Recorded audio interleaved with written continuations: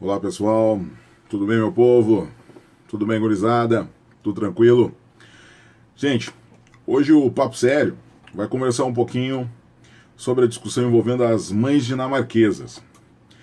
O noticiário das últimas semanas vem conversando, vem trazendo para vocês algumas informações ligadas a duas mães dinamarquesas que fugiram da Dinamarca com o intuito de proteger seus filhos, porque elas tinham denunciado, depois de uma discussão, brigas e um litígio judicial com os pais, que os pais haviam violentado essas crianças e que havia também a questão da violência doméstica junto lá na Dinamarca. E como se avizinhava, como parecia que elas iriam perder o processo lá na Dinamarca, elas fugiram com as crianças e estão hoje no Brasil. Eu venho trazer um pouquinho, nesse caso dessas mães dinamarquesas, algumas discussões que já foram feitas num caso muito famoso. E por isso que eu estou trazendo isso para debate aqui com os meus concurseiros, porque esse é um tema importante de direito internacional, para quem vai fazer o exame de ordem, para quem vai fazer prova para DPU, Ministério Público Federal, Juiz Federal, esse é um tema super quente. Que é o seguinte, bom, não sei se vocês lembram, mas nós tivemos em 2009 o fechamento de um caso chamado Sam Goldman, que é um menino que é filho de uma brasileira com um americano. Ele nasceu nos Estados Unidos, ele é cidadão americano, Sam Goldman, e a mãe dele era casada com um americano e veio de férias, e veio, autorizada pelo pai, porque uma criança para viajar precisa da autorização de ambos os pais, precisa dos dois, certo? Não pode ser só com uma viagem internacional, precisa então da autorização dos detentores do poder familiar, ou seja, do pai e da mãe. E veio para o Brasil em 2004 de férias. E aí, no Brasil, ela resolveu ficar, permanecer no Brasil, e avisou o pai que ia ficar e o menino ia permanecer aqui no Brasil. Bom, ela era brasileira, o menino não era, o menino era americano, e o pai começou uma briga, uma luta, para tentar reaver a criança, reaver o filho, e teve uma discussão durante 5 anos. Em 2000, no ano 2000, o Brasil incorporou um tratado que é de 1980, que é a Convenção de Haia, sobre os aspectos civis do sequestro internacional de crianças. Convenção de Haia sobre os aspectos civis do sequestro internacional de crianças. E essa convenção que foi incorporada no Brasil, essa convenção é de 1980, e o Brasil incorporou ela nos anos 2000, no ano 2000, Decreto 3413, Decreto 3413 de 2000. É o decreto de incorporação dessa Convenção de Haia sobre os aspectos civis do sequestro de crianças.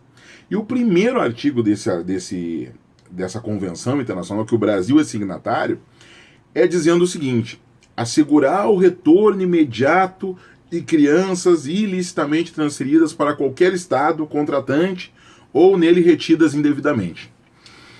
E foi o que aconteceu. Depois de várias discussões, se o padrasto, no caso do Sam, só para rememorar, no caso do Sam, depois de diversas discussões, se o padrasto poderia ficar com a guarda dele, o padrasto e a avó, porque a mãe dele casou novamente aqui no Brasil, teve um outro filho, uma filha, e veio a falecer no parto, ou logo depois, essa informação eu não lembro.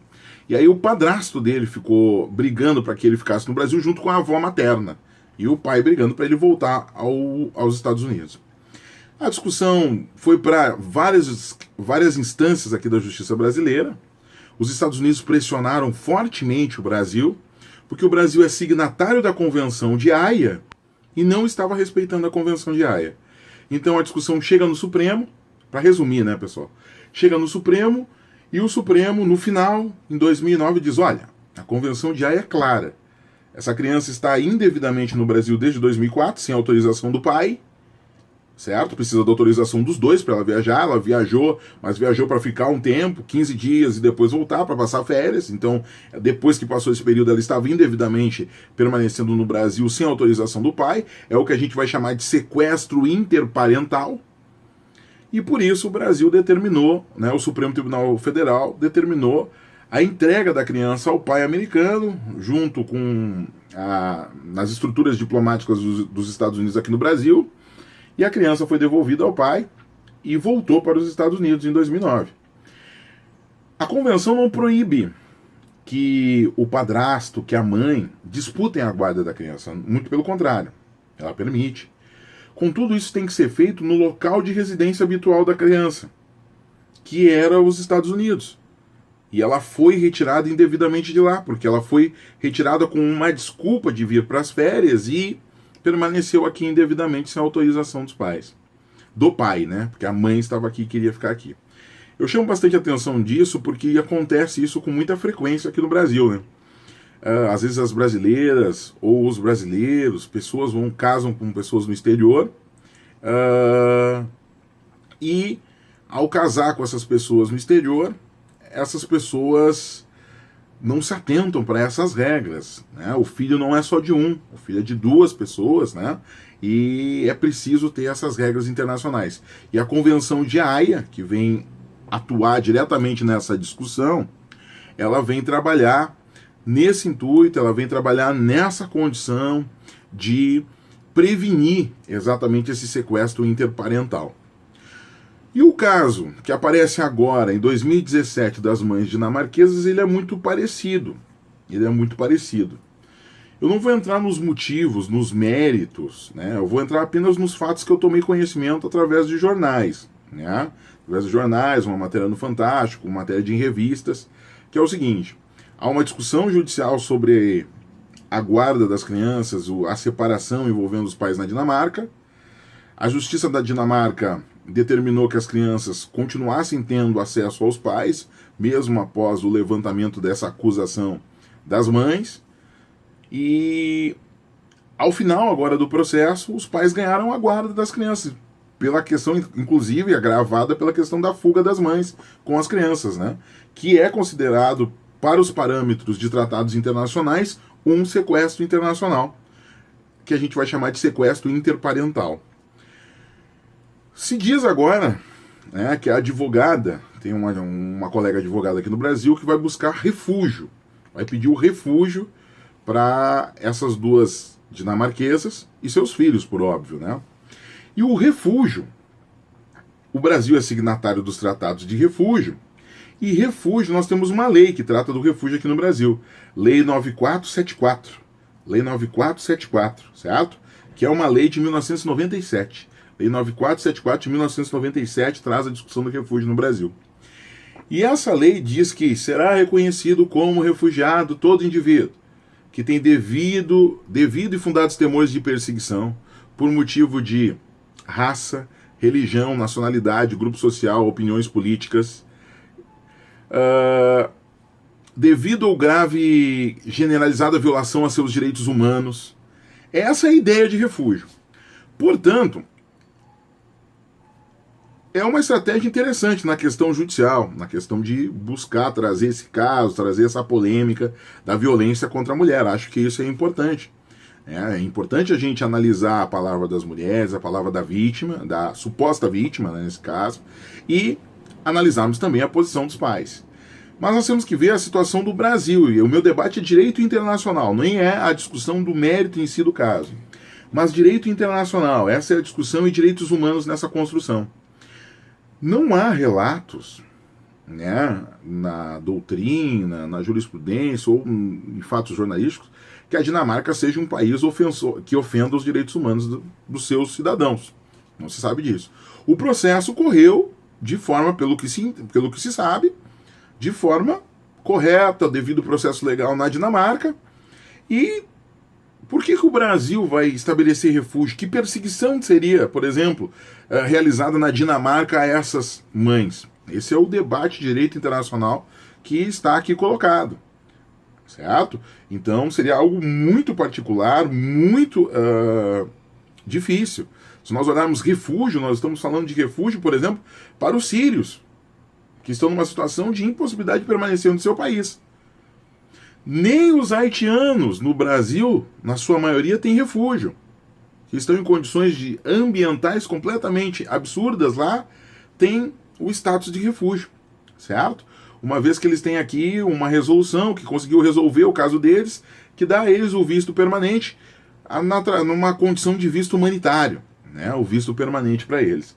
Então esse é um caso bem interessante que vai se discutir, que vai com certeza ainda ter diversos desdobramentos, mas eu creio que se essa discussão chegar ao Supremo Tribunal Federal, já há uma jurisprudência, já há um precedente no Supremo Tribunal Federal. E vejam, esse precedente envolvia uma criança americana que é filha de uma brasileira, né? Um menino americano que é filho de uma brasileira, que tinha padrasto americano, padrasto brasileiro, que tinha irmã brasileira, vó materna brasileira, e mesmo assim o Brasil fez cumprir a Convenção de Haia sobre os aspectos do sequestro civil de crianças.